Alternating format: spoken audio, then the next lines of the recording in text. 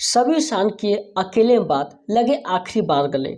जी हाँ दोस्तों, जब वो लोग अकेले में बातचीत कर रहे होते हैं, जहाँ पर ईशान पूछता है बोलो सभी, हमें यहाँ पर तुमने क्यों बुलाया है। जहाँ सभी बोलती है कि सर, मैं आज से आपके तरफ से जितने भी गिले शिकवे थे सब खत्म कर देना चाहती हूँ, और बहुत जल्द मैं ये चाहती हूँ कि आप जो है अपनी नई ज़िंदगी की शुरुआत रिवा मैडम के साथ कर सकें। इसीलिए सारे गिले शिकवे दूर होना बहुत ज़रूरी है। और हाँ, हमने आपको जितना भी ठेस पहुंचाया है प्लीज़ माफ़ कर दीजिए, और हमारी जो आपके सामने गलतफहमी थी आई बाबा को ये सब को लेकर, वो सारे हम जानते हैं कि आपके चलते नहीं हुआ है, उस जो को पहले आया था शादी के लिए उसके चलते हुआ है। इसलिए हम आपको दोस्त ठहराते तो इसके लिए माफ़ कर दीजिए। जहाँ पर ईशान भी कहता है कि सभी तुमने भी जो मेरे प्रति की थी ना, अभी वो जो पहले तूने बकाया रखा था वो सारे अब ख़त्म हो चुके हैं। अब हमारा तुम्हारा कुछ पीछ नहीं रहा, सब बराबर हो चुका है। तूने इतनी हमारी मदद की, हमारी जान बचाई, इससे ज़्यादा और खुशी क्या हो सकती है। वहीं पर सभी ईशान के इस बातचीत में, जहाँ पर सभी जो है उस बात को भी खुलासा कर देती है कि वो ईशान से कितना प्यार करती है। बट हमारा किस्मत ऐसा है कि मैं आपसे प्यार करती हूँ और आप रिवा मैम से, ऐसे बीच कैसे हो सकता है। जहाँ पर वो ये भी कहती है कि इस मुलाकात के बाद मैं जो हूँ इस पूरे शहर को छोड़कर अपने यहाँ चली जाऊँगी दूसरे जगह पे, जहाँ पर अच्छी तरह से मैं पढ़ाई करूँगी और अपने सपने को साकार करूँगी। यहाँ पर रहूँगी तो शायद ये नहीं कर पाऊँगी। जहाँ ईशान भी हैरान है सभी के इस फैसले से, और दोनों के बीच ऐसी बातचीत होती है मानो सोचने लायक होता है। जहाँ ईशान के आंखों से आंसू आने लगते हैं, सभी भी रोने लग जाती है। ईशान वो पल याद करता है और वो कहता है, कुछ भी अपने मन में सोचने लग जाता है सभी के बारे में बोलने के लिए, लेकिन फिर भी वो नहीं बोल पाता है, सिर्फ आई बोल कर रह जाता है और बात को वहाँ पर टाल देता है। ऐसे में सभी की दर्द भरी कहानी ईशान सुन भी नहीं पाता है। वो कहता है, तुम्हें जैसा आज तक मैं लड़की नहीं देखी है। बट क्या करे, वो जो है अपने घर वालों के प्रति मजबूर है और चाह कर भी सभी के साथ वो चीज़ बातें भी नहीं कर पाता है। ऐसे में सभी बोलती, सर आप जो है जिस तरह से कर रहे हैं वो गलत कर रहे हैं। और ईशान ये सोचता है अक्कर साहब के दिए हुए वादे को, कि किससे मैंने वादा किया है, इस बस वो आई बोल कर रह जाता है, वो आई लव यू बोल भी नहीं पाता है। लेकिन ईशान के बात से सभी को एहसास हो जाता है, लेकिन सभी भी मजबूरी में कुछ नहीं कर पाती, वहीं उठकर खड़े हो जाती है। जहाँ पर ईशान भी उठकर खड़ा हो जाता है और बोलता है कि सभी तुम ना अपने इस जुनून को कभी ख़त्म मत होने देना, और जो नटखट तुम्हारे पल है ना वो मत कभी जाने देना। और जहाँ पर आखिरी बार सभी कहती है आपसे गले लगना चाहती हूँ, और वो जो है गले भी लग जाती है ईशान। मानो ऐसा लगता है कि वर्षों का प्यार आज मिला हो उन लोगों को। ईशान जिस तरह से आज अपने को खुशी महसूस करता है, सभी भी इधर पुरानी कुछ बातों को याद करने लगती है। जहाँ पर एक तरफ इन लोग का प्यार दिखता है, दूसरी तरफ वो पुरानी बातों को याद करके इन लोग की आंखों में और भी ज़्यादा आंसू आने लगते हैं। सोचते हैं कि किस तरह से हमारी लव स्टोरी स्टार्ट हुई थी और आज हम लोग कहाँ से कहाँ पहुँच चुके हैं। ऐसे पलों को याद करते हुए बहुत ज़्यादा रोने लगते हैं। जहाँ पर सभी बार बार कहती है कि आप जो है एक वादा कीजिए कि आप हमेशा खुश रहेंगे और बस इसी तरह से सभी का मदद करेंगे। ईशान कहता है, ठीक है, आप जो कह रहे हो मैं वही करूँगा। और फिर दोनों एक दूसरे के हाथ पटाते हैं और वादा लेते हैं। जहाँ पर सभी जो है ईशान की तरफ देखने लग जाते हैं, जहाँ ईशान भी कहते हैं दोनों वादा कभी नहीं तोड़ेंगे। सभी हाथ फैला देते हैं, ईशान भी, दोनों जो है आखिरी बार ये बातचीत कर लेते हैं। फिर कहते हैं हमारी जो है फिर मुलाकात नहीं हो पाएगी, क्योंकि मैं इस शहर को छोड़कर चली जाऊंगी।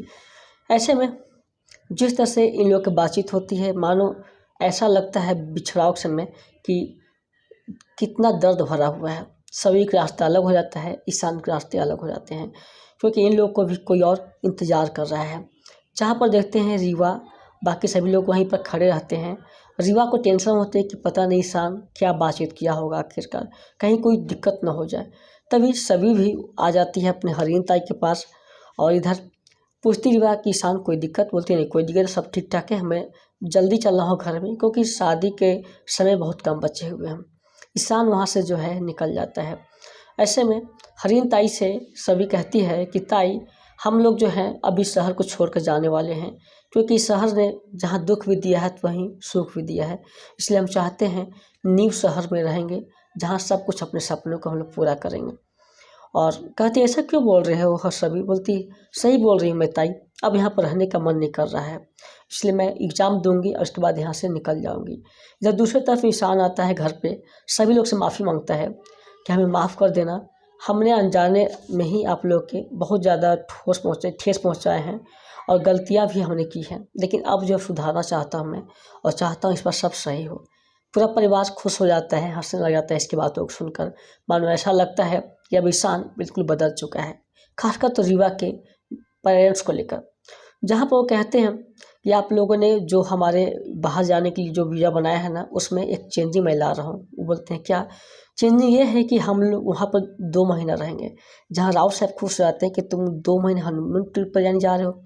ऐसे में पूरे परिवार की खुशियाँ देखने लायक हो जाती है, जहाँ पर राव साहब भी इतना हैप्पी हो जाते हैं, मुझे लगता है बहुत बड़ी खुशी मिल चुकी है। इस तरह से परिवार जो है काफ़ी ज़्यादा हैप्पी है। लेकिन राव साहब जो है थोड़ा सा मजाक बना देते हैं, जो ईशान को शर्मिंदगी फील होती है।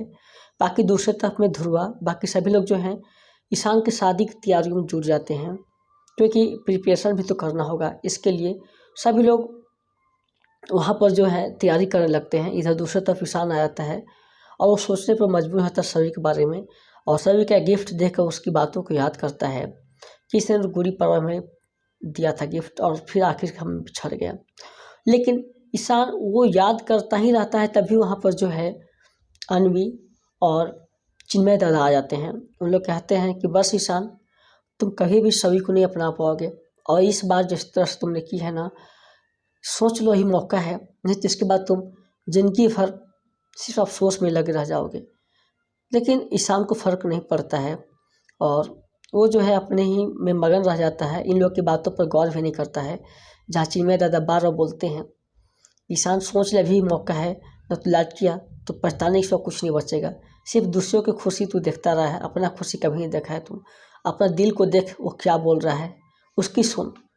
लेकिन ईशान उसका मुँह तोड़ जवाब देते हुए कहता है, देखिए दादा, आप मेरे से बड़े हैं और हमने जो किया है बिल्कुल सही किया है, वादे को निभाया है। एक तरह जिम्मेदारी है, वो भी हमें देखना है, और जिम्मेदारी को हम कब तक पीछे छोड़ सकते हैं। इसीलिए तुम मुझसे प्यार करते हैं अपना, तो आप लोग ये सब मत बोलिएगा कभी भी, हम क्योंकि इससे दुखी हो जाते हैं। और वहाँ पर जो है ये सारी बातें बोलने के बाद चिन्मय दादा को, बाकी अन्वी को बहुत बुरा लगता है, और ईशान ये सारी बातें बोलने के बाद वहाँ से निकल जाता है। जहाँ पर अन्वी के माइंड में एक चीज़ चलता है, अब एक ही आदमी है जिसका सोल्यूशन निकाल सकता है, वो ईशा शांतनु बारे में सोचने लग जाती है। दूसरी तरफ में ईशा शांतनु बोलते हैं, शांतनु बोलता है कि हम लोग का जो काम था यहाँ पर हो गया, प्रोजेक्ट भी पूरे हो चुके हैं, क्यों ना ईशा गाँव अपना शहर लौटा जाए। जहाँ पर ईशा मना कर देती है कि नहीं, उस जगह मैं कैसे जाऊँगी जहाँ पर हमारी कोई फिक्र नहीं करता है, कोई हमें चाहता नहीं है। शांतनु मजबूर है, बट शांतनु के कहने के बाद उसके बाद फ़ोन आ जाता है अन्वी का। अन्वी कहती है कि दादा, आप सब यहाँ पर आपके जाने के बाद बहुत कुछ हो गया है, मैं ईशा से ही बात करना चाहती हूँ, तो वहाँ पर आप प्लीज़ स्पीकर पर डाल दीजिए फ़ोन। जहाँ ईशा सुन रही होती है, जहाँ ईशा कहती है कि आप लोग के जाने के बाद बहुत कुछ यहाँ पर हम लोग को सुनने को मिला है, बहुत कुछ सहने को मिला है, और आप ही हैं जो सोल्यूशन को निकाल सकते हैं। जहाँ पर बताती सभी के बारे में, किस तरह से उसकी शादी हुई थी ईशान के साथ में, उसके साथ में किस तरह से उसे घर से बाहर निकाल दिया गया, बहुत तरह कष्ट सहे उसने, तब बाद में तलाक भी हो गया, और ऐसे में आज जो है बहुत बड़ा चीज़ हो गया है, पीछा भी एक दूसरे से छूट रहा है, क्योंकि ईशान रीवा से शादी कर रहे हैं। लेकिन सभी बहुत ज़्यादा स्ट्रगल की है, और हम चाहते हैं सभी ईशान फिर से एक हो जाएं, और ये आप ही कर सकते हैं, बाकी और किसी में हिम्मत नहीं है।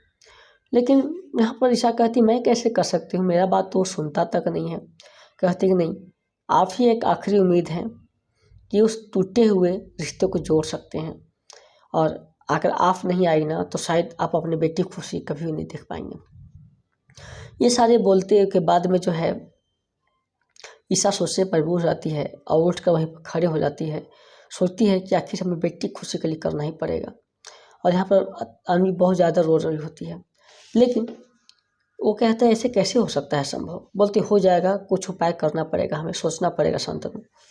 जब इन लोग सोचने पर मजबूर हो जाते हैं तो समय बहुत कम है शादी के लिए, और बोलते 10 बजे शादी भी शुरू हो जाएगी, इसलिए हमें उसके पहले वहाँ पहुँचना पड़ेगा। लेकिन लोग निकलने प्लान तो कर देते हैं, शायद पहुँच पाएँ। आने वाले एपिसोड में जहाँ दिखाया जाएगा कि इन लोगों को शादी हो रही होती है और बहुत बड़ा बखेड़ा हो जाता है खड़ा, क्योंकि पाटिल अपना दिमाग लगा चुका है और सबको पूरा फैमिली को बर्बाद करना चाहता है। पूरा एपिसोड स्टार उत्सव जियो हॉटस्टार पर देख सकते हैं। वीडियो को लाइक कर लीजिएगा, चैनल को भी सब्सक्राइब कर लीजिएगा। धन्यवाद।